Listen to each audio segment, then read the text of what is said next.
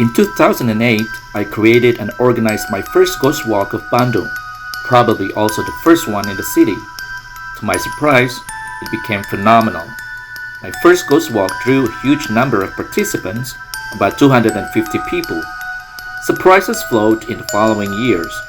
Tour bookings poured in, coverage by mass media, invitation from Key Candy to talk on his show, invitation to write and publish a guidebook on Bandung, and more. Are you ready to hear the full story? Heritage fans, introducing Bandung Legend. Hey Heritage fans, I'm Amor and I'm passionate about heritage tourism.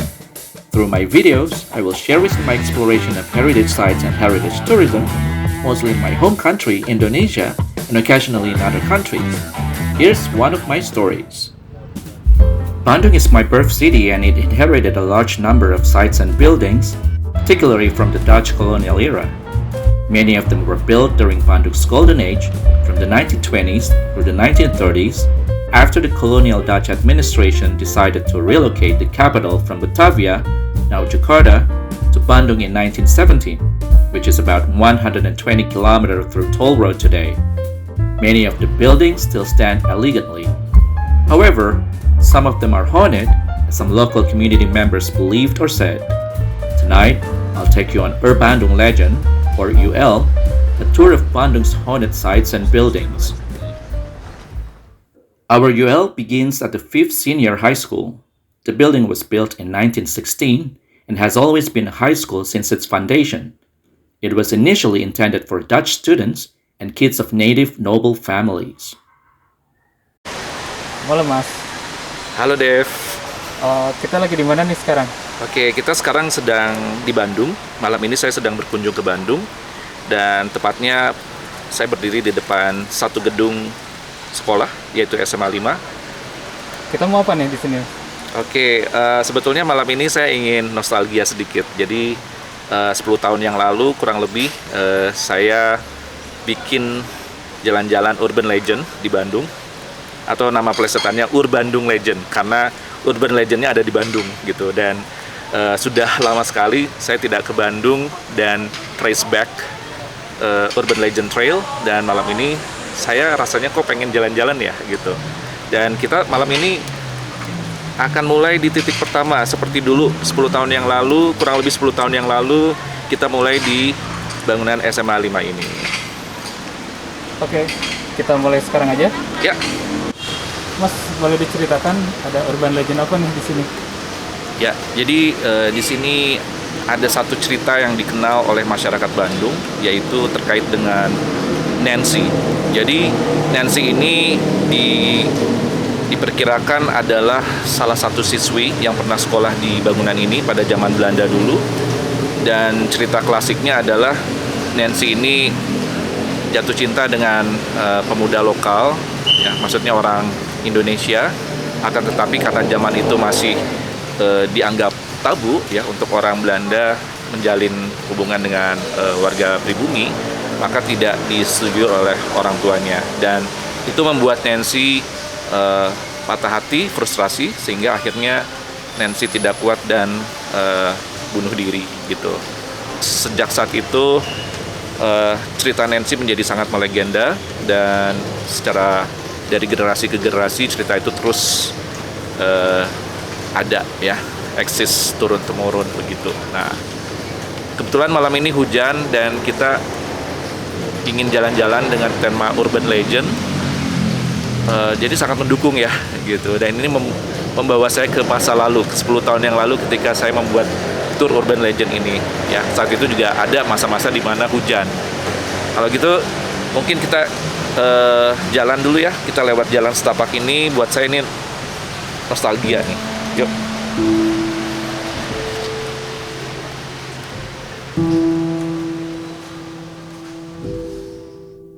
Since her tragic death, strange phenomena have been occurring in this building.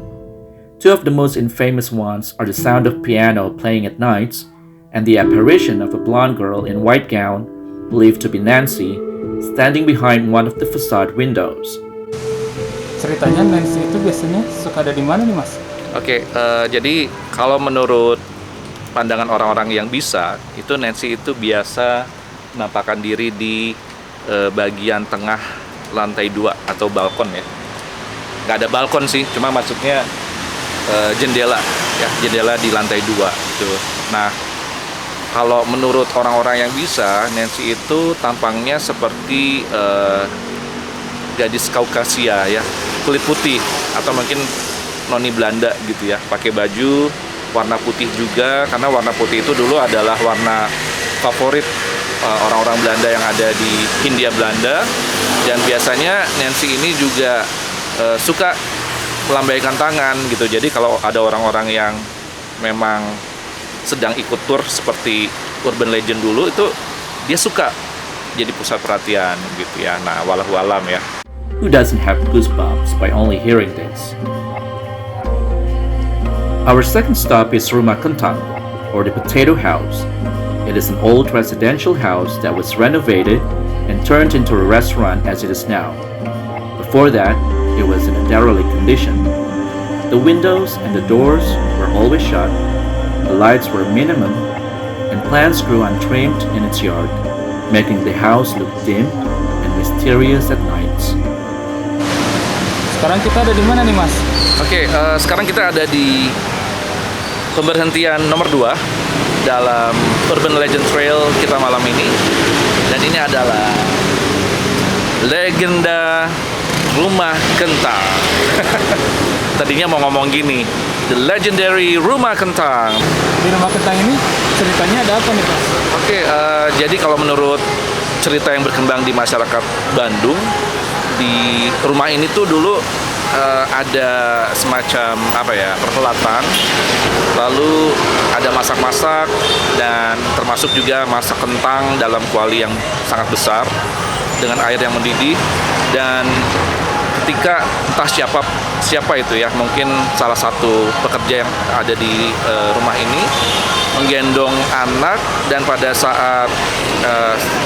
satu titik anaknya terlepas dari gendongannya dan jatuh masuk ke dalam kuali yang sedang mendidih airnya ya. Tuh, jadi akhirnya muncullah legenda Rumah Kentang di kota Bandung ini. Rumahnya itu yang sebelah mana nih, Mas? Rumahnya yang itu, yang sekarang jadi restoran. Jadi restorannya namanya Rumah Kentang juga.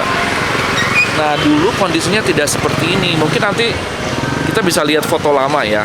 Itu dulu tuh rumahnya benar-benar misterius. Jadi halamannya ya, yang sekarang jadi lapangan parkir ini, itu ditumbuhi semak belukar, pepohonan yang tidak terawat. Lalu rumahnya juga selalu tampak tertutup, terkunci, jendelanya tidak pernah terbuka. Jadi buat orang Bandung itu menimbulkan penasaran gitu ya kan. Saya sudah lama tidak di Bandung, tiba-tiba pada saat melihat rumah ini sekarang, saya kaget luar biasa. Terang benderang, banyak mobil, banyak pengunjung. Jadi restoran ya, saya juga belum pernah masuk sana. Cuma satu sisi saya senang karena rumah ini bisa jadi tempat usaha ya. Tapi di sisi lain kita kehilangan tempat buat bercerita tentang urban legend. Kalau di sebelah kita ini lapangan apa nih, Pak? Ada lapangan ya? Saya sini. aja atau Devi aja nih yang bisa lihat? Oh ya, ini lapangan nyata ya. Oh iya, Pak. Ya, namanya lapangan Saparua, sudah ada dari zaman Belanda dulu. Dan sebetulnya kita berada di kawasan militer sekarang. Gitu. Jadi ini dulunya merupakan lapangan tempat tentara upacara atau latihan baris berbaris mungkin ya. Legend also has it that if you smell boiled potatoes while passing this house, it means the toddler's ghost is present. In addition, according to some participants with a special ability, they see more sightings in this place compared to other sites and buildings included in the UL. Our third stop is Patung Pastor, or the priest statue. A Dutch military priest named Verbruck was on his way to Bandung after his service in Aceh. Unfortunately, the plane he rode crashed before it landed in Bandung.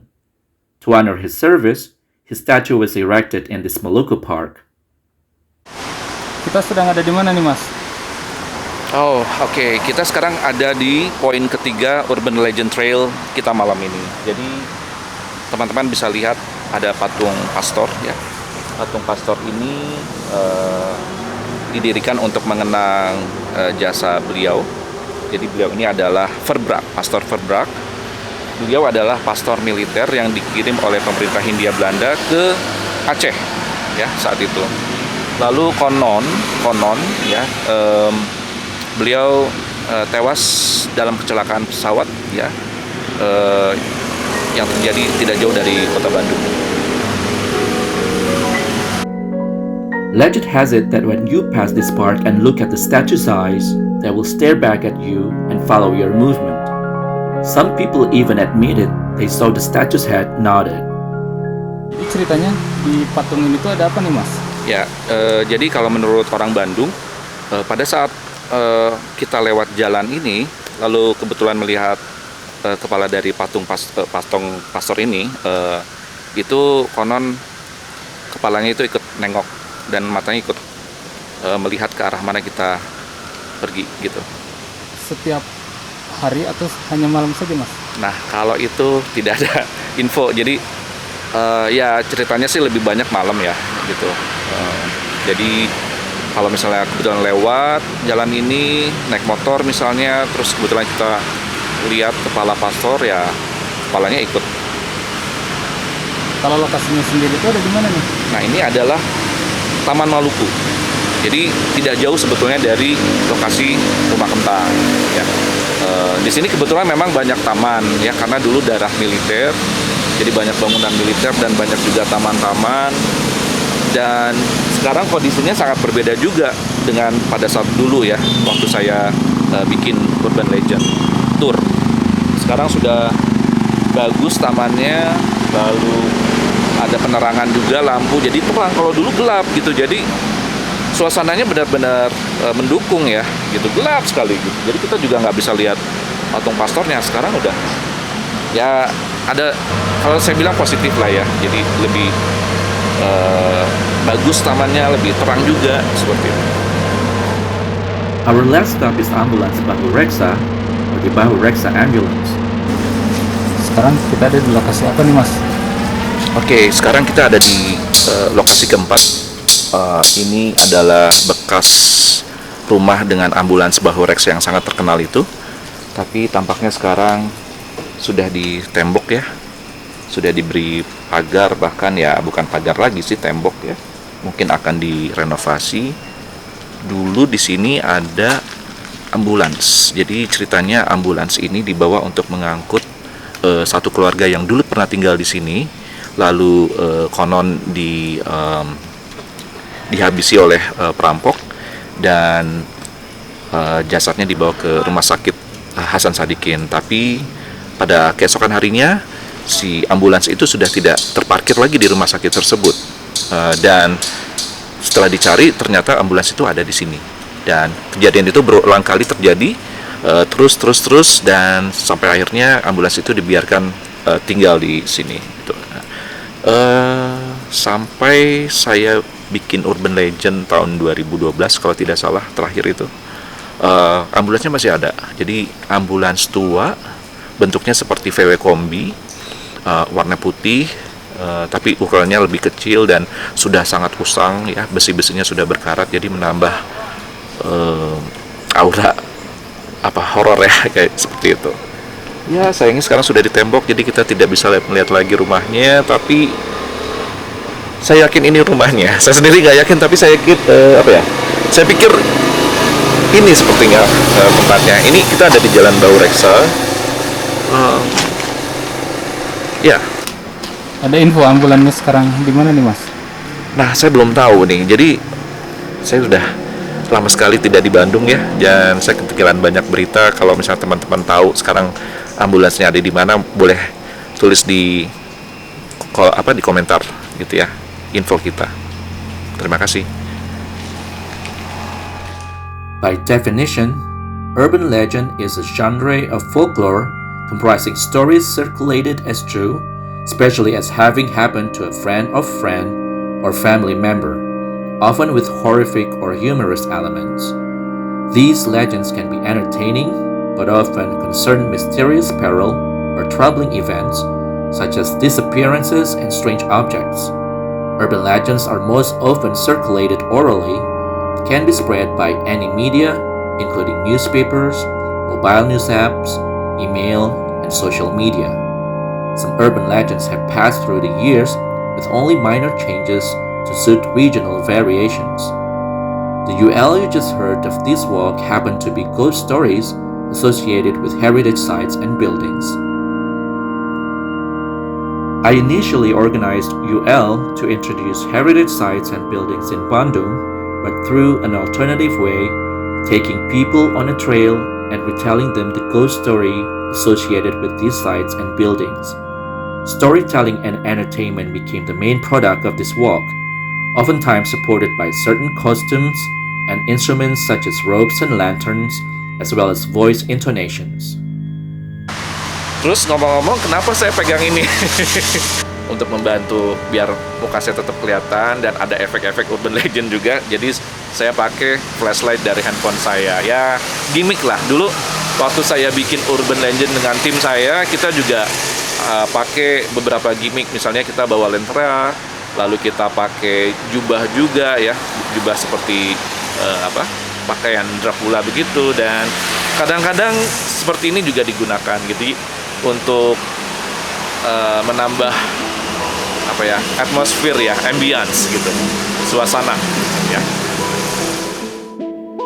It is similar to the idea of people buying horror books to read, or going to the movie to watch horror movies, or listening to the horror stories on the radio. In every stop, would tell the real story of the site or building, the urban legend, and the apparitions as told by people who have experienced supernatural phenomena related to the site or building. Whichever version our participants believe, that's another story. How do you believe in urban legend? Do you believe they were created to feed people's imagination, or to cover some real occurrences in the past, or are the ghosts real? I'll leave that to you. But before you finish watching this video, please check behind your back. Something may be staring at you from behind. Thank you for watching my videos. Please follow me by subscribing to my channel, and remember to like, comment, and share my videos. I will post more videos with my stories about heritage tourism in the future.